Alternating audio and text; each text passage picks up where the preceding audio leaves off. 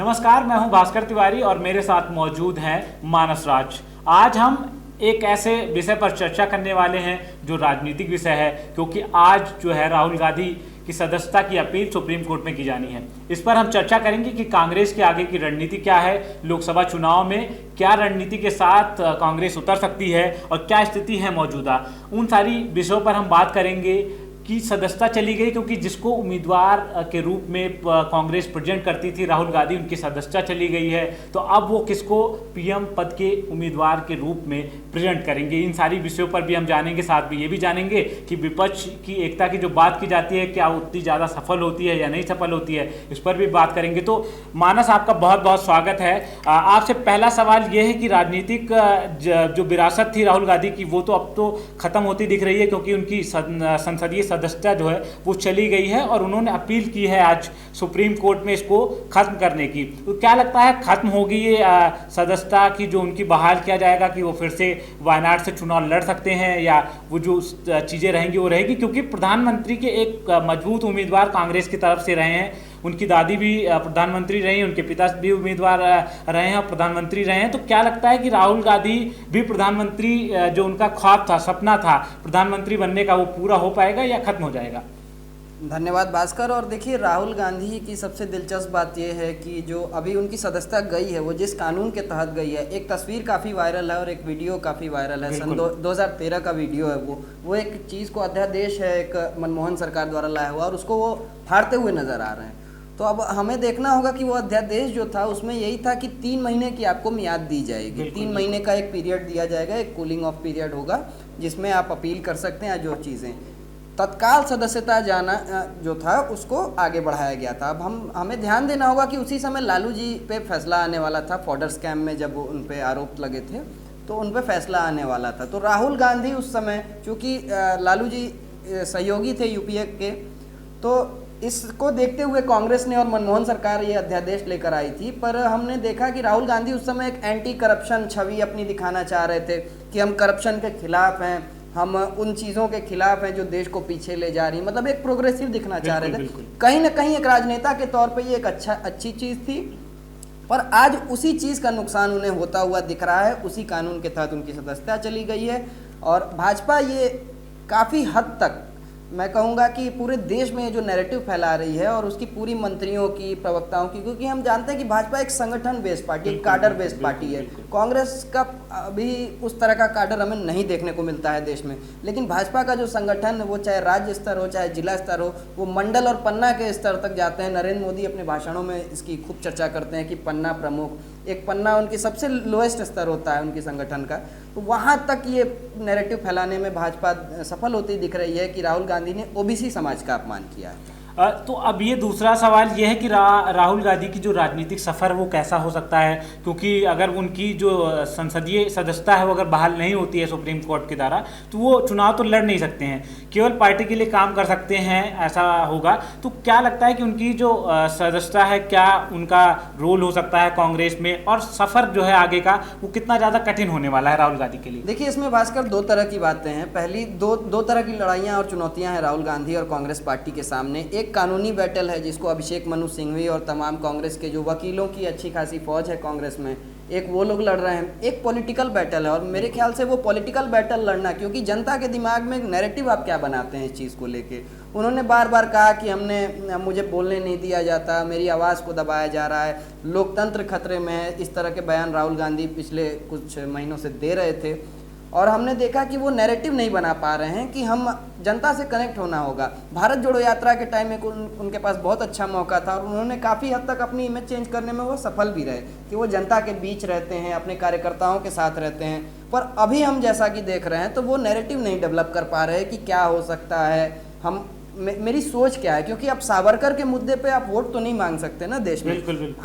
हमारा आप जानते हैं कि सावरकर के मुद्दे पे लोग इस देश में वोट नहीं डालते। हाँ, वो कुछ लोग उनका सम्मान करते हैं, कुछ लोग उनसे असहमति रखते हैं। तो सहमति असहमति तो एक आइडियोलॉजिकल, एक वैचारिक बातें अलग चीज़ हैं, लेकिन आप वोट में उसको किस तरह तब्दील करेंगे। जब हम और आप भारत जोड़ो यात्रा पे चर्चा कर रहे थे तो आपको याद होगा कि हमने उस समय भी इस पे चर्चा की थी कि वो किस तरीके से वोट में तब्दील कर पाएंगे भारत जोड़ो यात्रा को। और भारत जोड़ो यात्रा खत्म हो गई और उसके बाद इस तरह की ट्रेजेडी कांग्रेस पार्टी के सामने आना तो निश्चित तौर पे एक चुनौती है।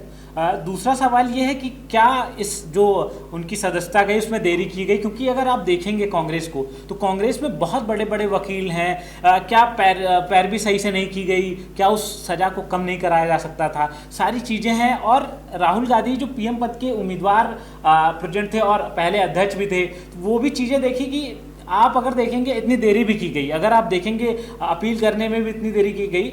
अगर कोई और नेता होता है तो उसको इतना ज़्यादा महत्व दिया जाता है, लेकिन राहुल गांधी उनको इतना ज़्यादा महत्व क्यों नहीं दिया गया?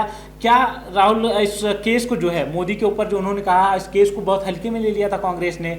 जो फैसला आया उसको उनको नहीं लग रहा था कि इतना बड़ा फैसला आ जाएगा जिसकी वजह से राहुल गांधी पर इतनी बड़ी कार्रवाई हो सकती है, क्योंकि बहुत बड़ी कार्रवाई है। आपका राजनीतिक सफर जो है यहाँ खत्म हो सकता है, आपकी जो सारी मेहनत है इतने साल की वो सारी खत्म हो सकती है। आपसे सवाल यही है, दूसरा सवाल ये है मानस कि राहुल गांधी का जो सफर है वो किस तरीके से हो सकता है, क्योंकि अगर आप देखेंगे राहुल गांधी को कांग्रेस हमेशा से पीएम पद का जो है उम्मीदवार रखती है, लेकिन जो मोदी के खिलाफ जो उन्होंने बोला उसके बाद किस तरीके की पैरवी नहीं की गई।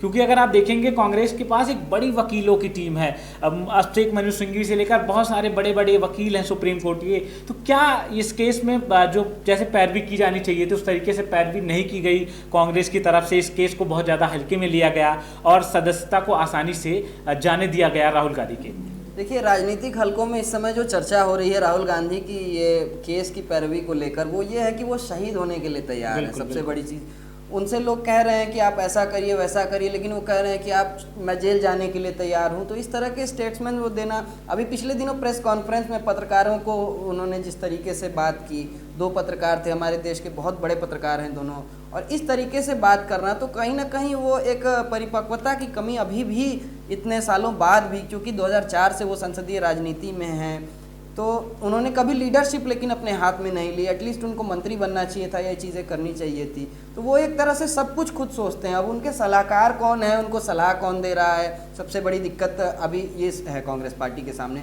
कि राहुल गांधी का सलाहकार कौन है। एक समय था जब कांग्रेस मजबूत थी, आप याद करेंगे 2006 से 8 के बीच जब सत्ता में भी थी कांग्रेस, यूपीए जो गठबंधन था उनका, उस समय हम देखेंगे कि गुलाम नबी आज़ाद और अहमद पटेल जैसे अनुभवी नेता और मंझे हुए नेता जो होते हैं, जो संसदीय से लेकर स्टेट की राजनीति और अपने अपने क्षेत्रों में भी दबदबा रखते थे, इस तरह के सलाहकार, और सोनिया गांधी उनकी बात सुनती भी थी। सबसे बड़ी चीज़ ये है। राहुल गांधी की दिक्कत ये है कि वो किसी की बात सुनते नहीं हैं। उनके वो लेफ्ट से, वो योगेंद्र यादव जैसे एनजीओज और ऐसे ऐसे लोगों से ज़्यादा प्रभावित नज़र आते हैं। तो अब इसमें क्या कर सकती है कांग्रेस पार्टी, क्या राहुल गांधी का स्टैंड होगा, ये सिर्फ वही जानते हैं। अदर कांग्रेस पार्टी को भी नहीं पता।